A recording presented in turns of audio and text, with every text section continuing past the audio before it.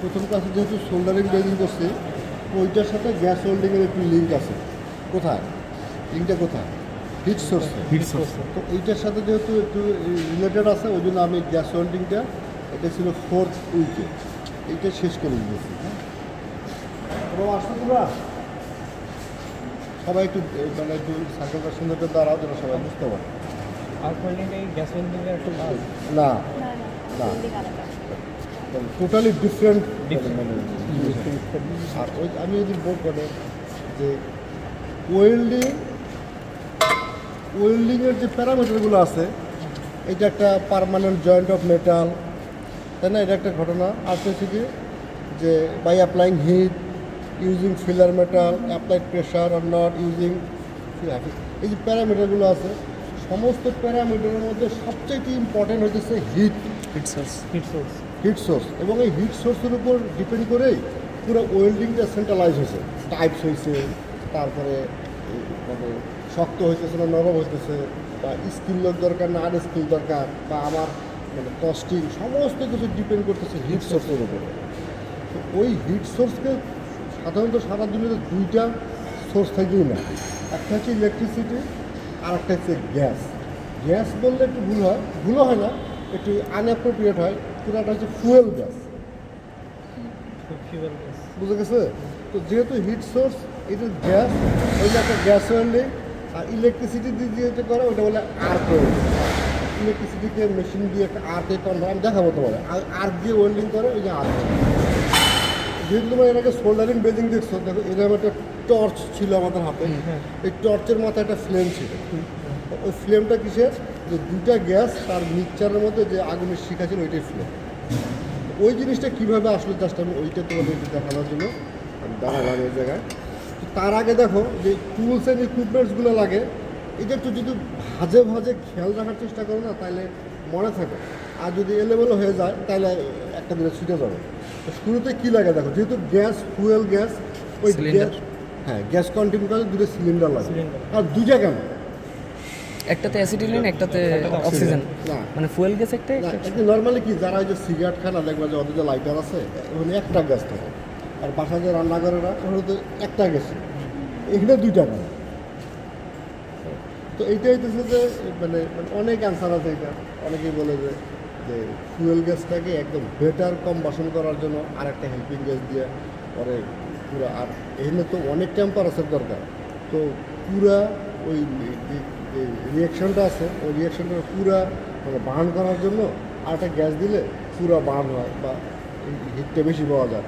ওই জন্য গ্যাস হোল্ডিংয়ে তোমার এই অ্যাসিটিলিন প্লাস অক্সিজেন সমান carbon monoxide plus hydrogen plus heat, এরকম একটা আছে। আর পরে আছে ওই কার্বন মনোক্সাইড প্লাস হাইড্রোজেন, ওইটা যখন আবার অক্সিজেন দেওয়া হয়, বাতাসের অক্সিজেন তখন আবার কার্বন ডাইঅক্সাইড, পানি প্লাস হিট, ওইটা আবার কিলো জুল বা জুল, ওইটা অনেক বেশি, 950 না সামথিং, ওইটা হলো 550। এই সমস্ত কারণে যে একটা ফুয়েল গ্যাস নেয়, হেল্পিং গ্যাস নেয়। আরও যদি ফুয়েল গ্যাস নেয় তাহলে ইকুয়েশনটা আগের মতোই হবে। এই সমস্ত অনেকগুলো কারণ আছে, তার ওই জন্য দুইটা গ্যাস নিছে। যেহেতু দুইটা গ্যাস নিছে, ওই দুইটা সিলিন্ডার লাগবে। দুইটা সিলিন্ডারের মধ্যে তো অবশ্যই গায়ে লিখে আছে কোনটা অক্সিজেন, কোনটা অ্যাসিটিলিন। আর ফুয়েল গ্যাস হিসেবে শুধু অ্যাসিটিলিন না, তোমার এই যে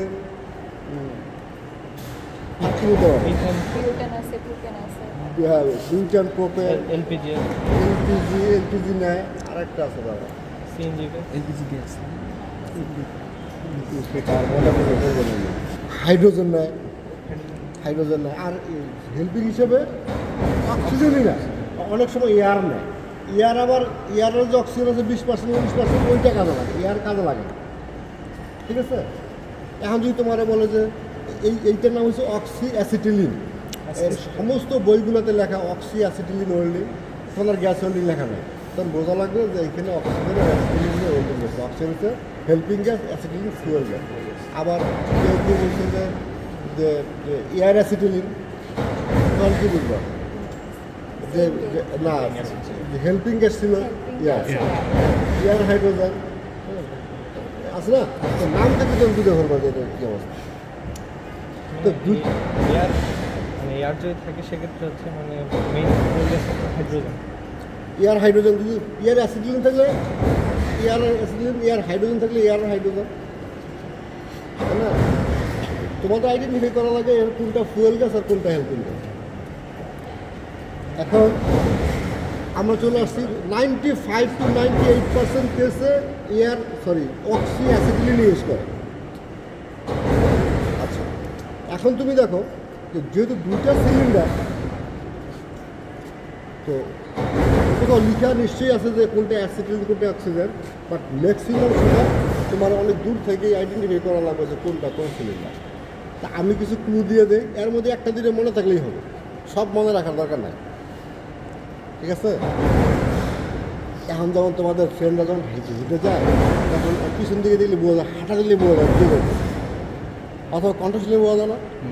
তা আমি 4-5টা দিই, দেখো যে অ্যাসিটিলিন আর এটা অ্যাসিটিলিন, এটা অক্সিজেন, ঠিক আছে?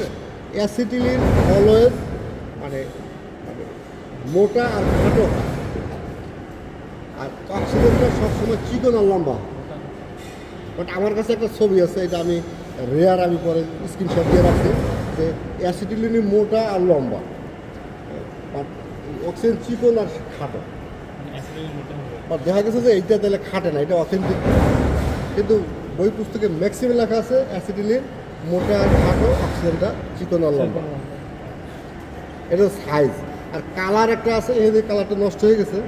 অক্সিজেন অলওয়েজ ব্ল্যাক আর ব্লু হয়, আর অ্যাসিটিলিন হয় রেডিশ।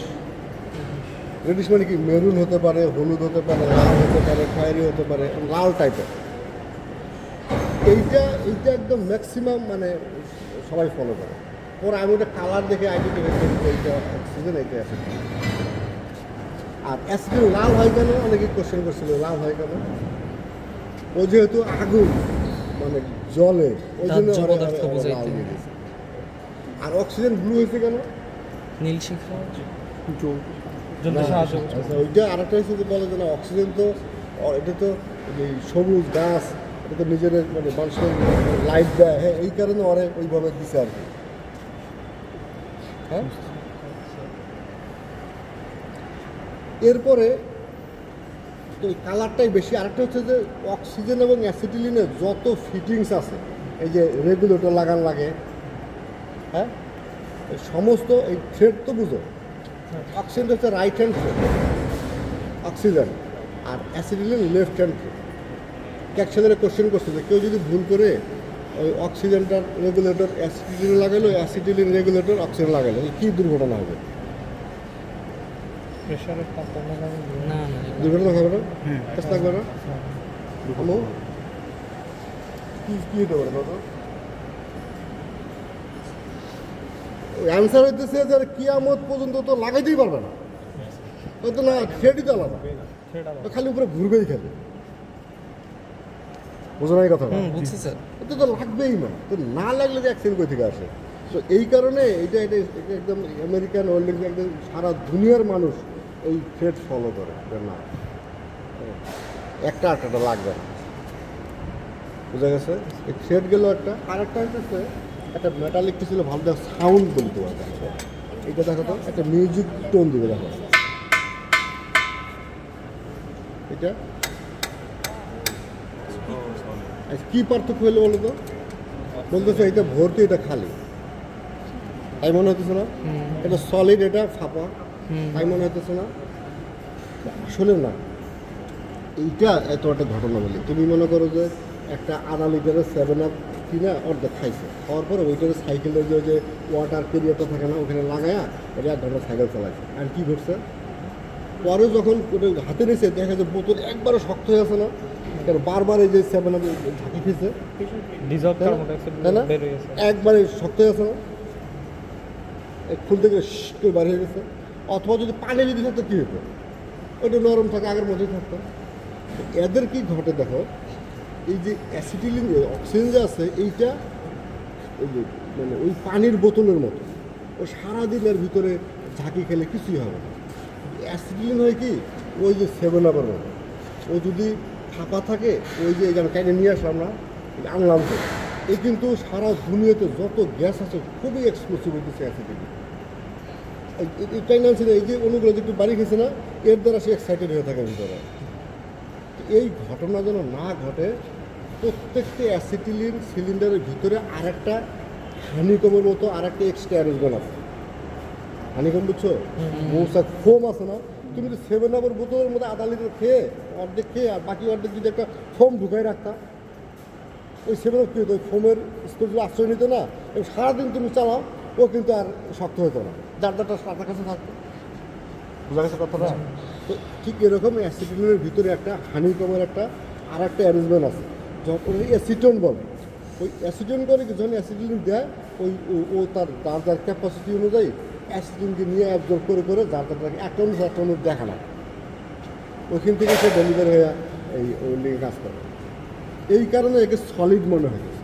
এই জন্য কাঠও দেখবো যে আরেকটা ভিতরে আরেকটা বাক্সের ভিতরে আরেকটা বাক্স আছে, সিলিন্ডারের ভিতরে আরেকটা সিলিন্ডার আছে, সলিড মতো। কিন্তু এইটা কিন্তু একবার খালি বোতলের মতো, ওই অক্সিজেন হয়তো এইটুকু আছে। আর যখন অ্যাসিড কী হয়ে জানো, এইটুক থাক আর এইটুক থাক, পুরো সিলিন্ডার সহ মানে ভর্তি হয়ে থাকে। এই কারণে ওইটাকে সলিড মনে হয়, এটাকে এমটি মনে হয়, ফাঁপা মনে হয়। এই সাউন্ড শুনে বোঝা যায়। আবার আরেকটা তোমার দেখান যাইতেছে না, ওই যে এই সিলিন্ডারটার নিচে আরেকটা সেফটি ভালভ বা সেফটি প্লাগ আছে, এইটা আবার তা নাই।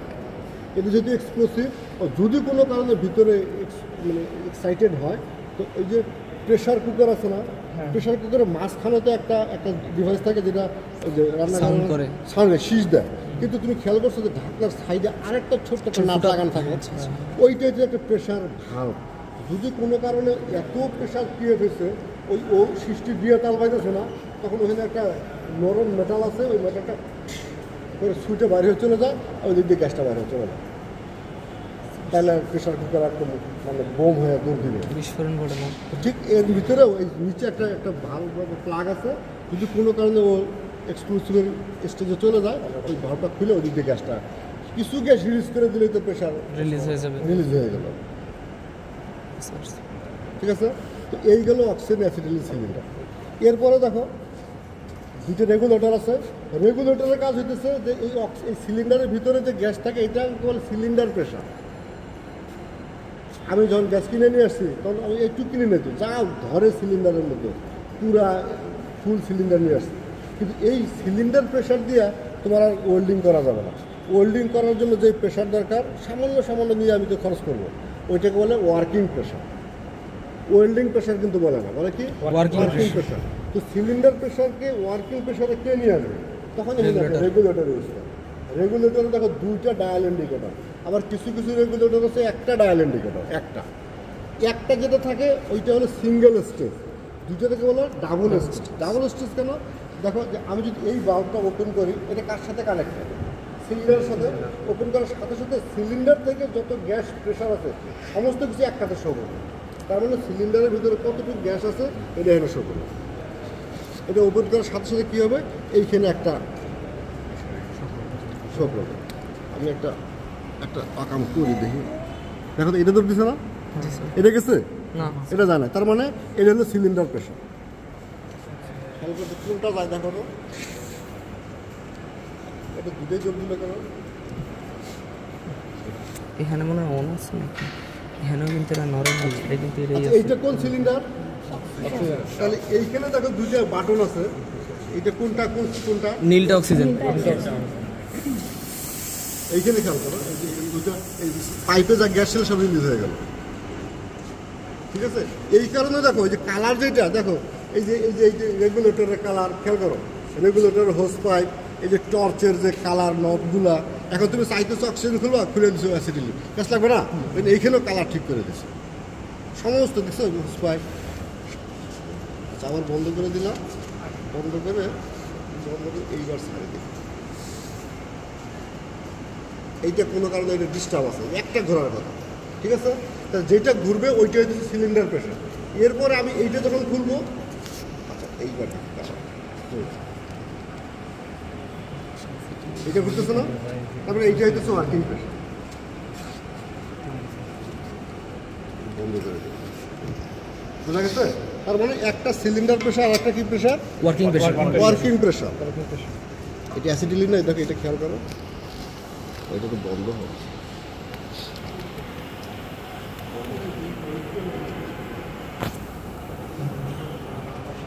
এটা এই যে এটা এটা এটা একটু বুঝছো না নর্মালি কি হয় জানো দুইটার প্রেশার ইকুয়াল লাগানো একটা রেট আছে তোমার থিকনেস কত ক্লেম কি দিচ্ছ তার উপরে অ্যাসিডিটি কী হবে অক্সিজেন কী হবে তার একটা চার্ট আছে চার্টটি আমরা মনে রাখি না বাট একটা থাম্ব রুল আছে যে অক্সিজেন প্রেশার যা অ্যাসিডিলিন তার অর্ধেক জেনারেল একটা যে অক্সিজেন যা বা অ্যাসিডিলিন যা অক্সিজেন তার ডাবল এটা একটা কমন নিয়ম বাট কিছু কিছু আবার ব্যতিক্রম আছে বাট নর্মালি এইটাই ফলো করে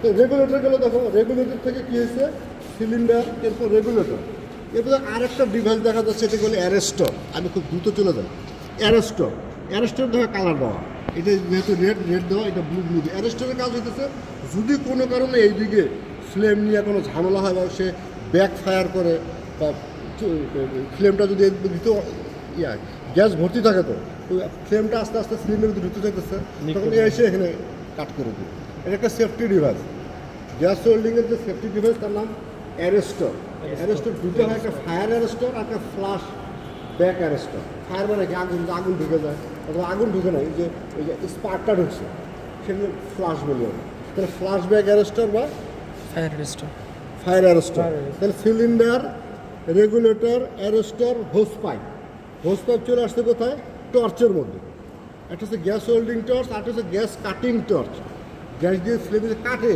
এটার মধ্যে ওখানে শিশিটার মধ্যে দুটো কোশ্চেন আছে যে ওয়েল্ডিং টর্চ আর কাটিং টর্চের মধ্যে কী পার্থক্য এটা বর্ণনা করে তো টর্চের পরে কী লাগবে এই ফ্লেম ধরানোর একটা স্পার্ক লাইটার লাগবে তাহলে কয়টা দিলে দেখো তো 1 2 3 4 5 6টা ডিভাইস হয়ে গেল গ্যাস হোল্ডিংয়ে আর লিখা আছে যে গ্যাস হোল্ডিং কী কী টুলস ইকুইপমেন্টস লাগে বুঝতে পারবে না আর কাটিং টর্চ আর ওয়েল্ডিং টর্চের মধ্যে দেখো বেসিক যে পার্থক্য এই ফ্লেম এই টর্চটার মধ্যে এর মাথা থেকে একটা ড্রিল আছে এখান থেকে যে ফ্লেমটা বের হয় না গ্যাস বের হয় ওখানে ফ্লেম যেটা হয় ওই একটা হোল দিয়েই হয় কিন্তু কাটিংয়ে দেখো এটা মাল্টি এই পেরিফেরিতে কয়েকটা আছে আর মাঝখানে সেন্টারে একটা আছে তাই আছে না এটা কী হয় জানো এটার মধ্যে দেখো যে ওই যে অক্সিজেন আর অ্যাসিডিন লাগান থাকে তো প্রথমে অক্সিজেন অ্যাসিডিন গেলে এই দুইটা ব্লো পাইপ দিয়ে ওই মিক্সচারটা বের হয়ে ওই পেরিফেরি দিয়ে যে ছিদ্রগুলো আছে ওগুলো দিয়ে শুধু ওই ফ্লেমটা বের হয়ে যেই জবটাকে কাটবে এমনি ধরে থাকে ওই জবটা ওই ফিউশন স্টেটে আসতে থাকে একটু ধরে থাকে যখন ফিউশন স্টেট বুঝছো লাল হয়ে যায় তখন করে কি দেখো এই লিভারটা আছে এটাতে চাপ দেয় এখানে কিন্তু কোনো এক্সট্রা লিভার নাই তো কাটিং টর্চ আর ওয়েল্ডিং টর্চের মধ্যে প্রথম যে পার্থক্যটা যে কাটিং টর্চে একটা এক্সট্রা লিভার আছে ওয়েল্ডিং টর্চে নাই এইটা বললেই তোমার সাপ থামাই দেবে ঠিক আছে থাম আর ভালো লাগবে এইটাই হচ্ছে মেন বাকি তিনটা ব্লো পাইপ এটাতে একটা ব্লো পাইপ এটা পেরিফেরিতে অনেকগুলো ছিদ্র পেরিফেরিতে ছিদ্র নাই সেন্টারে একটা ছিদ্র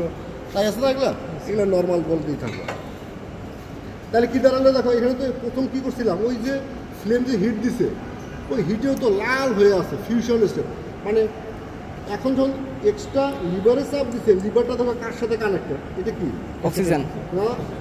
অক্সিজেন ব্লু আর ব্ল্যাক অক্সিজেনের সাথে কানেক্টেড এক্সট্রা কিছু অক্সিজেন এই মাঝখানেরটা দিয়ে ইন করে এই যে মাঝখানে যে ডিলটা আছে ওই ডিলের মধ্যে ওইটা যদি বেরোয় শুধু পিওর অক্সিজেন গিয়া ওই জায়গায় একটা অক্সাইড ফর্ম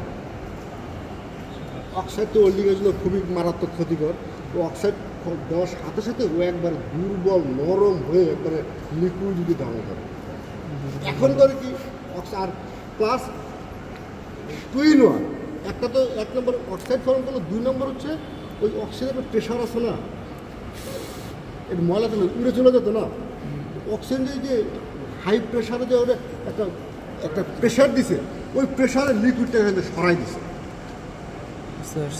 সরাই দিলে কি হলো ওখানে একটা গ্যাপ হয়ে গেল না তার মানে একটা ওই দিকে চলে যাবে একটা ওই দিকে চলে যাবে আর লিকুইডটা নিচে পড়ে যাবে তাহলে কি হলো দুই দিকে চলে ফাঁক হয়ে গেল না কাট হয়ে গেল না এই হলো প্রিন্সিপালটা কাটিং আসলে কাটে না তিনটা পার্ট হয়ে যায় একটা লিকুইড পার্ট হয়ে যায় দুইটা আলাদা পার্ট হয়ে যায় এই ফিল্ডের কাজে লাগায় এই ফ্লেম দিয়ে কাটে